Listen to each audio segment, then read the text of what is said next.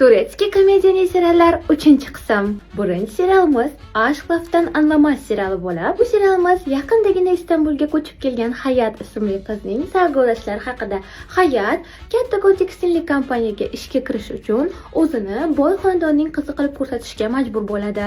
Ikkinchi serialimizning nomi Ya çok seversin seriali bo'lib, bu serialimizda yaqindagina otasining o'limidan so'ng Istanbulga qaytgan Atash ismli yigitning sarguzashtlari haqida.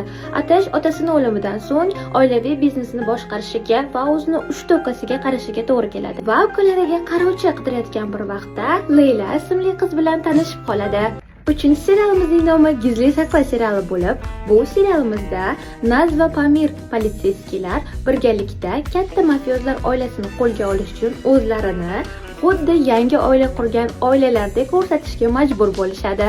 Keyingi serialimizning nomi Seversin seriali bo'lib, serialimizda kiyim magazinida ishlaydigan Asiya ismli oddiy qizning opasi yillar davomida aktrisa bo'lish uchun kastinglarga tayyorgarlik ko'radi. Kino yulduz Talga bilan bilmagan holda tushunmovchilikka to'g'ri kelib qolgan Asiyani kastingdan o'tkazib yuborishadi. Keyingi serialimiz İyi günde kötü günde seriali bo'lib, hozirgi kundagi Sarpning to'yini organizatori Sarpning o'tmishdagi yaxshi ko'rgan qizi Leylaligini bilib, juda ham hayron qoladi. Oxirgi serialimiz Jamtavallar seriali bo'lib, serialimizda hamma narsaga o'z kuchi bilan erishayotgan Leyla ismli qizni hozirgi kunda kompaniyani gullab yashnatganiga qaramasdan yangi ambassador olib kelgan holda uni kompaniyadan chetlatishadi.